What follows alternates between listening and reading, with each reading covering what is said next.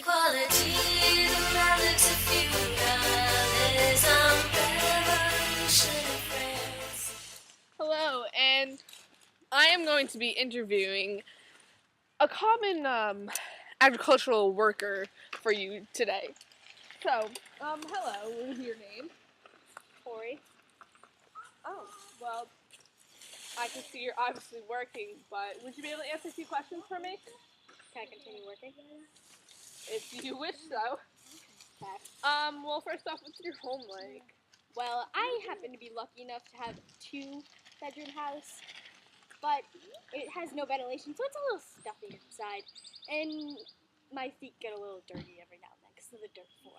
I can tell. Why is poverty so common for you? Well, as you can tell, it was a poor harvest this year. You know, like, I had hard working and, like, just have to pay really high taxes.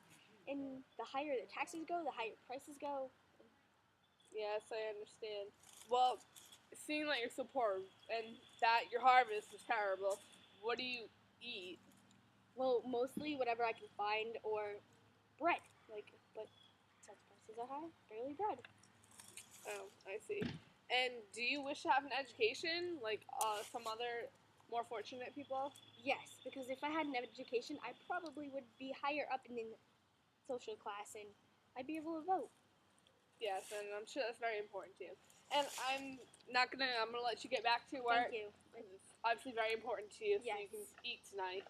I'd like Okay. to get food on the table. All right, thank you. You're All welcome. the three states should know this is a revolution in France. Hello, and I'm here with Autumn Blackmar, a local priest, and we're going to interview her on her life.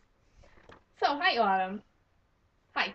Okay, so why were you guys considered, you and the clergy members considered one of the most important groups in France? We were considered one of the most important groups because we control the church, the education, and we help aid in the hospitals, and we help raise money for charities for the orphanages. Oh, well, why were your position in the church helped by the nobles? Because they had a lot of money and they helped pay the taxes a little bit, and because they were really religious, so they helped the priests. And Oh. Well, why don't you have to pay taxes? because we're in the clergy and we're the first estate, so we believe that God didn't want us to have to pay taxes. Oh, cool. So, it's nice talking with you, and I'm going to let you get back to your religious studies. La liberté, égalité, fraternité. Hello, and I'm here with Shannon Milligan, and she's going to tell us a little about her life as a noble living in the First Estate. So, hi Shannon. Hi. What makes you different from the bourgeoisie? I'm different from the bourgeoisie because I was born into the nobility, while the bourgeoisie can become nobility by becoming richer than they actually already are. Well, what's your political influence over France? My political influence over France is that they were senior advisors to the king and helped out the king on his land and with his money and his estate. Oh, and what special rights did you have over the land?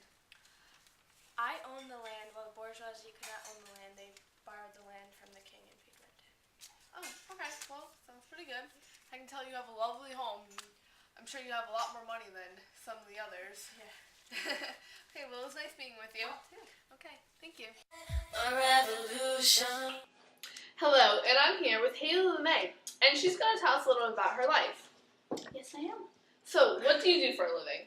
Well, I'm part of this group of people who we basically try to improve society and increase human happiness. Huh. And so, what are these type of things that you do? Well, most of us believe in equal rights for people. We also try to figure out how the government should work and other things that would improve society. And so, what are your views on the king then? We're not very fond of the king. Oh. Like, why? Well, he believes in the divine right theory, and we do not agree with that.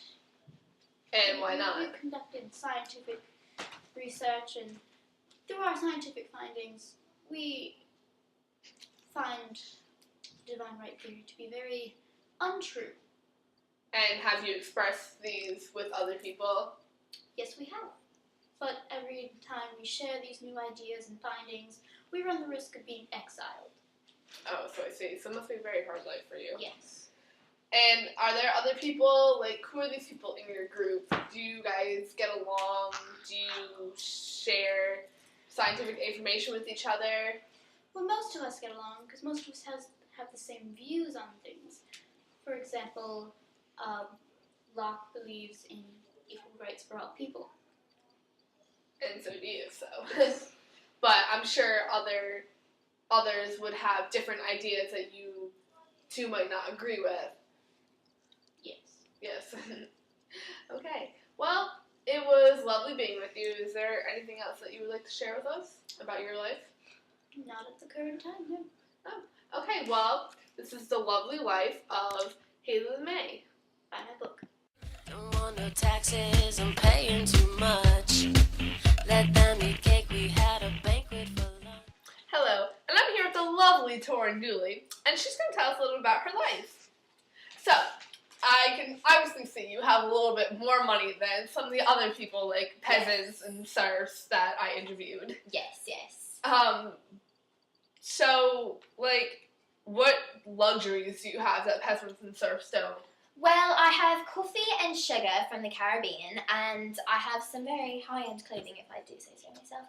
And, and I have servants, so they come in handy, and, I don't really have to do everything by myself, so that works for me.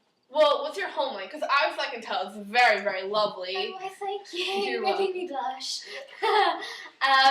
Well, my home is brand new, and the wallpaper comes from France, and the silk curtains that you see are also from France. So, it's very high-end France, that kind of thing. So you obviously have a lot of money, and I hear that you invest in education. Yes. We believe that if you invest in education, future generations will be able to prosper more. So my children and my children's children will eventually, if they have education, will be able to move up another class and will be able to read and write and, be successful. So we think it's very, very important. And you also buy offices too.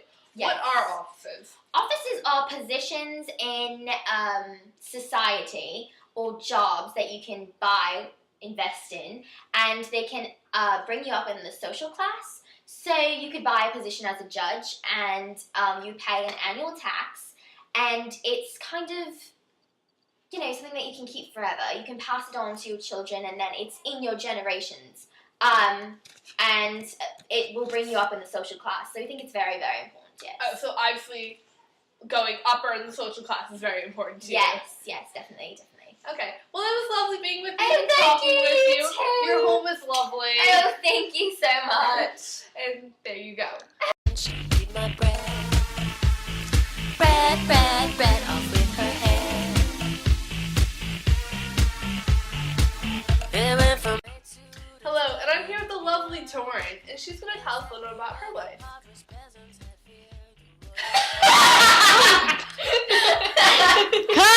Okay, cut! Okay, we're gonna have to take the last one out. Ah! Okay, bye.